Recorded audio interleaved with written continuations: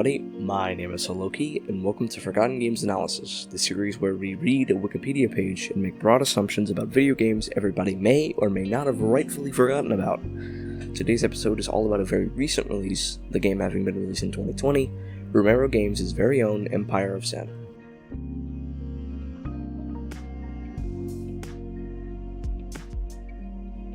For those unaware, Empire of Sin is a strategy RPG game where you become a mob boss from Chicago during Prohibition. The game features many famous mobsters such as Al Capone, Dino Banyan, and Stephanie St. Clair, as well as some fictional ones. The gameplay revolves around free roaming, management, and combat. In Empire of Sin, you start off as a pretty weak mob boss with a small piece of Chicago under their belt. You can take over nearby rackets controlled by random thugs or other mob bosses. You can also get rewards such as notoriety, which allows you to recruit better crew members, weapons, and cash by completing quests. Empire of Sin's map of Chicago is divided up into districts, which are divided up into neighborhoods. The player starts with one neighborhood under most of their control. The goal of the game is to take over all of Chicago, so controlling every district and neighborhood. What you'll be doing mostly is combat. Originally, the game launched with no option to flee or skip fights, so every time you wanted to take over something, you'd have to do it manually. Back to the combat, the game's combat is turn-based and functions very similarly to XCOM, a game I've never played. Every mob boss has unique combat abilities, while your crew can learn abilities that are hand-chosen by you out of their small skill tree. You have limited ammo, and there's things like accuracy and weapon rarities. The combat is pretty self-explanatory. The real meat of the game is the management. Obviously, you can't just take over an entire neighborhood and expect to make money. Nah, you gotta make sure your alcohol is top-notch and you have enough of it to sell. In order to make alcohol, you need a brewery, which you start off with and can take over rackets to create. There's basic swill all the way to whiskey. You want to produce and sell the highest quality stuff, but that comes at the cost of more police snooping around. The police are a constant threat in Empire of Sin. They can shut down your rackets and whatnot, but other than that, they are more or less a nuisance.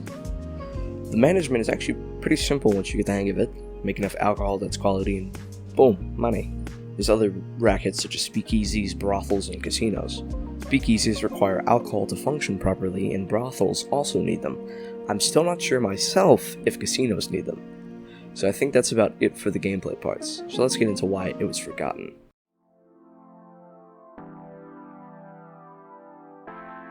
As of September 1st, 2022, the Steam reviews for Empire of Sin are mixed, with 49% of the total reviews of the game being positive. IGN's review, posted on December of 2020, last updated last year, gave the game a 4 out of 10, calling it bad and an ambitious game that doesn't excel at anything it tries. PC Gamer gave the game a 49, saying the same thing. A mountain of issues crushes this ambitious game. The main consensus is that Empire of Sin, much like most modern games, released a buggy and incomplete mess. The combat maps are repetitive, and the only real tactic is to play aggressively.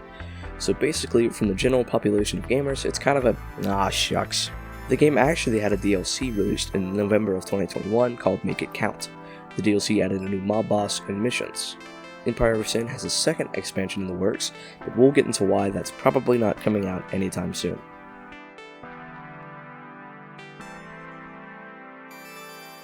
By going to the discussion tab on the game's community page on Steam, you can see a lot of people asking where the devs of the game are.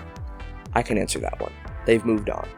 After almost 2 years of a buggy mess, Romero Games is no longer working on the game. The publisher, Paradox Interactive, is the one managing it. On July 19th of 2022, Romero announced that they are starting work on a new original first-person shooter, so I can safely assume they are no longer working on Empire of Sin. There is a Steam page for a second upcoming DLC, which is yet to be announced, although I have little hope for it. Empire of Sin's highest player count was 7,728 players at once, which was during its initial release. It had a few spikes as the game was updated, but now currently the game is only shrinking in its player count. January 2022, it had an average of 184 players. By March, it was 104. It grew slightly during April to July, but as of August 2022, its average player count was 91. It's safe to say the game is dead.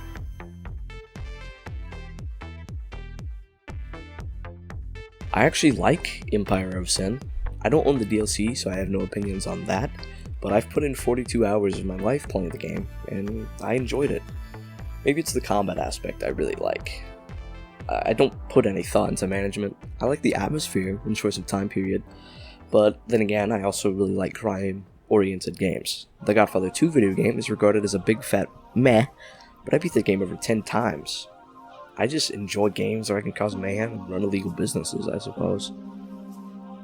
So, if you like mediocre management and XCOM-style combat, pick the game up. It can't hurt to try it.